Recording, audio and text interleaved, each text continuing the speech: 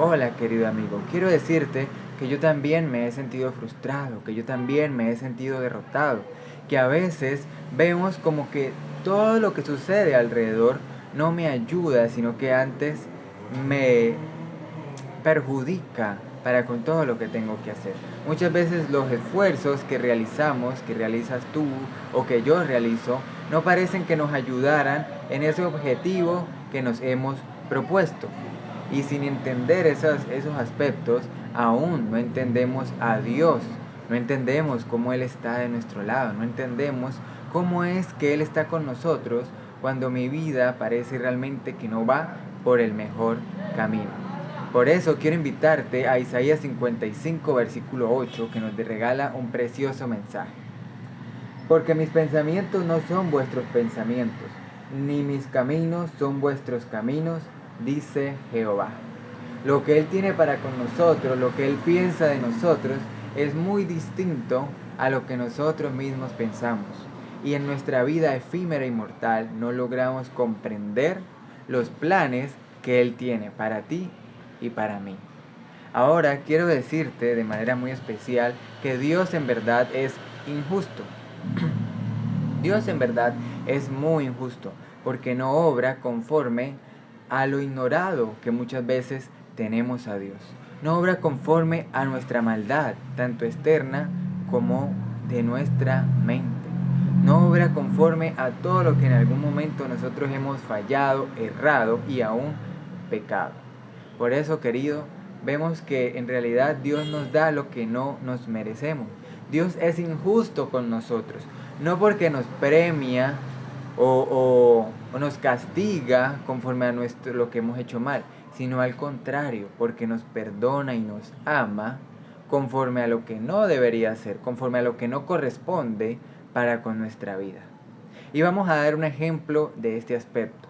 Todos recordamos, o si no él sabes, puedes investigar, la parábola del hijo pródigo. Este hijo reclamó su herencia. Había un padre con dos hijos, el menor reclamó la herencia y se fue a un lugar lejano. Se fue de su padre, reclamó su herencia en vida de su padre. Y fue y malgastó todos los bienes que tenía, básicamente. Derrochó hasta decir ya no más. Y sintiéndose ya derrotado, sintiéndose ya vencido, decidió regresar a la casa de su padre, esperando al menos ser tratado como un jornalero, pues sabía que no era digno de ser tratado como hijo. Eso era lo razonable.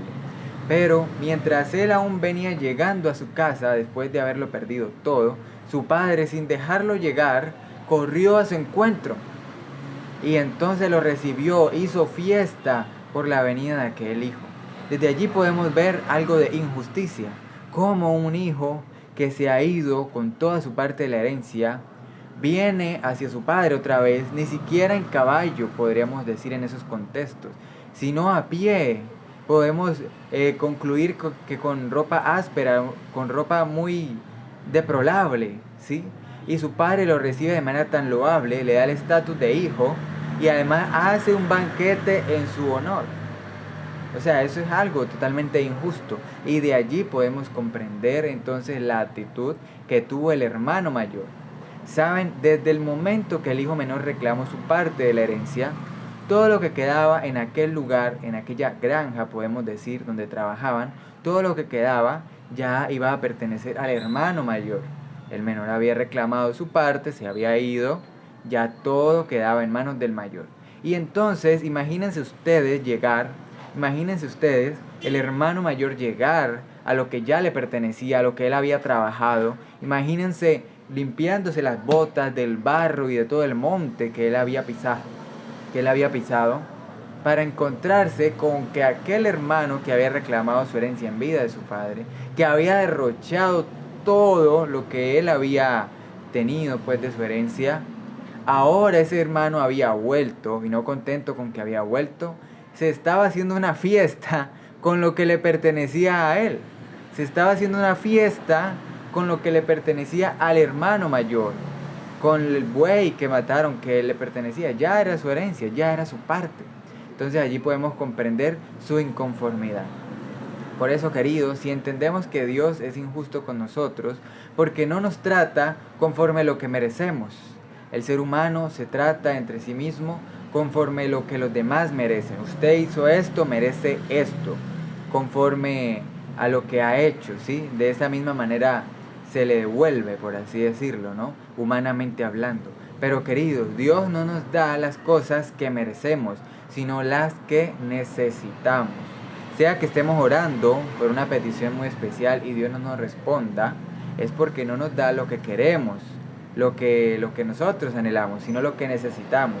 Y de la misma forma, a pesar de nuestra existencia, que no es la más loable, la más perfecta, conforme es el carácter de un Dios perfecto, aunque no sea conforme a nuestro Creador, podemos ver que Él nos da lo que necesitamos, no lo que merecemos humanamente hablando. Por eso podemos ver que mientras la justicia divina nos da lo que necesitamos, la justicia del hombre da conforme a sus actos, conforme a lo que merece humanamente hablando.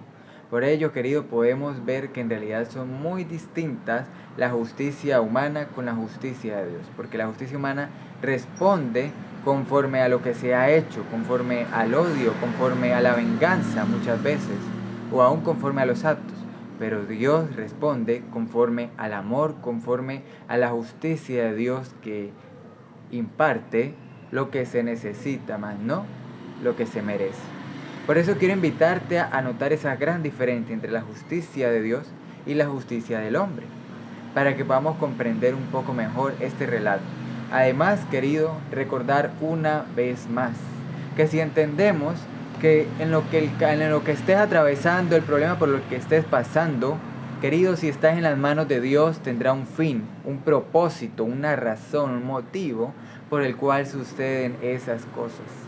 Pero si pasas trabajo, si tienes problemas, dificultades sin Dios, o te acercas a Dios mediante esa tribulación que estás pasando, que muchas veces nos acercan más a Dios, o sufrirás sin ningún tipo de fruto. Porque cuando pasamos, por así decirlo, por los problemas en las manos de Dios, todo tiene un objetivo, todo tiene un sentido.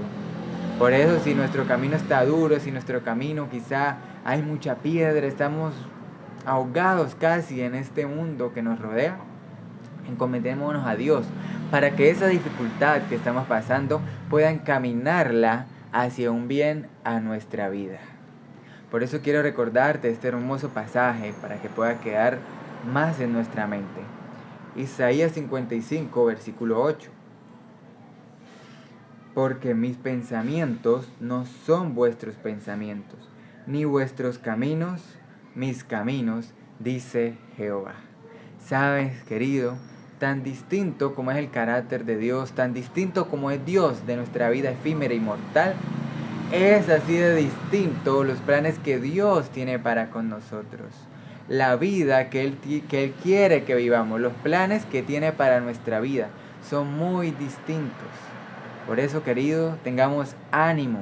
Lo que sucede a nuestro alrededor nos puede desalentar. Mis esfuerzos frustrados me pueden desalentar. Pero si pongo todo en manos de Dios, Él encaminará todo para que pueda andar en sus caminos, no en los míos. Te invito a leer el versículo 9.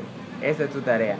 Que Dios te bendiga y que podamos cobrar un verdadero ánimo al entender que las cosas que suceden alrededor mío, en mi vida, me pueden ayudar en las manos de Dios a llegar a esa meta que Dios quiere que yo alcance.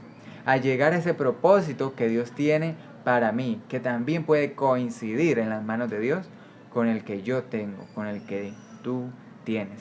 Dios te bendiga, amigo, y que podamos tener ánimo en esta hermosa semana que tenemos por delante y en la vida. Cada día un escalón más, cada día un progreso de este peregrinaje que nos llevará hacia el reino de los cielos.